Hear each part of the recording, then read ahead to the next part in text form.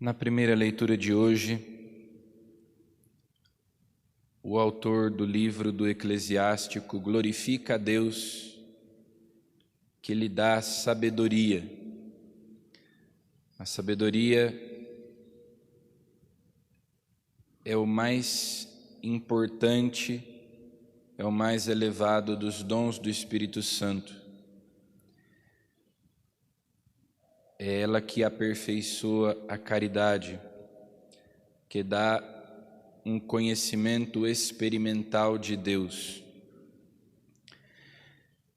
Jesus é a sabedoria de Deus encarnada, é a sabedoria eterna. De modo que aquele que é seu discípulo é sábio. Os filósofos da Grécia Antiga e de todos os tempos buscam a sabedoria. Filosofia é amor à sabedoria. O filósofo é o amigo da sabedoria. É isso que quer dizer a palavra filósofo, amigo da sabedoria. E os verdadeiros amigos da sabedoria são os cristãos, os discípulos de Cristo, porque Jesus é a sabedoria eterna e encarnada. Por isso é que nós temos, por exemplo, São Justino Mártir, que já lá nos primeiros séculos da história da Igreja, descobre, ele que era filósofo, ele que estudava a sabedoria humana, descobre a fé cristã e diz: eu encontrei a verdadeira filosofia. Eu me tornei um verdadeiro filósofo quando eu conheci a Cristo, porque Cristo é a sabedoria e os seus discípulos são os amigos da sabedoria. Mesma coisa Santo Agostinho, alguns séculos depois, que também trilhou o seu caminho de busca pela verdade, estudando os filósofos da época, e chega então, ao encontrar Jesus, ao encontrar o Evangelho, a verdadeira sabedoria, que é aquela que vem de Deus, que é o próprio Jesus, a sabedoria eterna e encarnada. Por isso São Paulo, que pregava o Evangelho para os gregos, especialmente, também para os judeus, mas muito para os gregos, ele diz lá na primeira carta aos Coríntios: a sabedoria dos homens é loucura diante de Deus. A loucura de Deus é mais sábia do que a sabedoria dos homens. Nós pregamos Cristo e Cristo crucificado. Força de Deus, sabedoria de Deus. Então, quem quiser ser sábio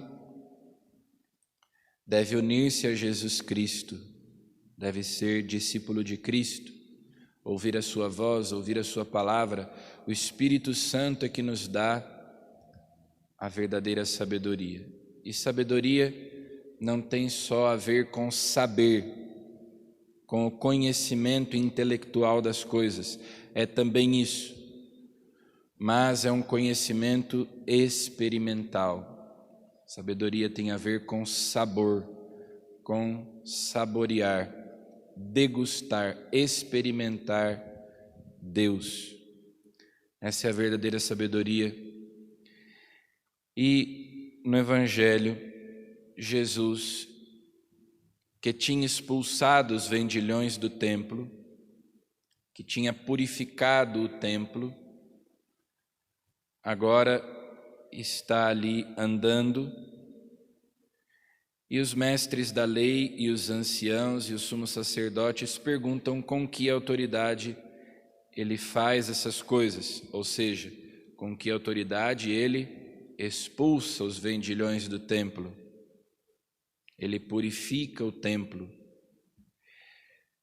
E Jesus, então, sabendo da dureza do coração deles, aqueles homens que supostamente eram sábios, eram os mestres, portanto, homens de sabedoria, mas que não acreditavam dele, nem tinham acreditado em João Batista, como nós vimos.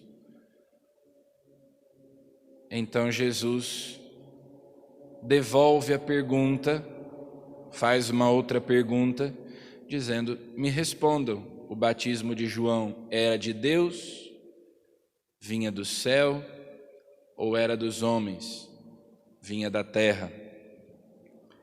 Era divino ou era humano? E eles ficam numa encruzilhada porque não tinham aceitado João. Se dissessem que sim, Jesus perguntaria: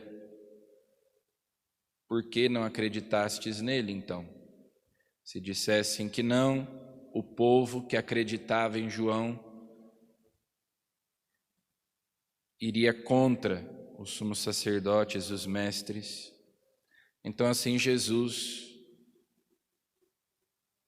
manifesta a ignorância desses homens supostamente sábios, mas que eram incapazes de reconhecer que Jesus é o Filho de Deus, o Messias. Essa é a autoridade de Jesus. Ele faz o que faz com a autoridade de Filho de Deus, mas eles eram incapazes de reconhecer, porque a sua sabedoria era humana, não vinha de Deus. Peçamos então a Jesus a sabedoria eterna e encarnada, que sejamos seus amigos, que sejamos amantes da sabedoria, amemos Jesus para sermos verdadeiramente sábios e assim amarmos a Deus, a nós mesmos e ao nosso próximo com perfeição, porque a sabedoria aperfeiçoa a caridade. Amém.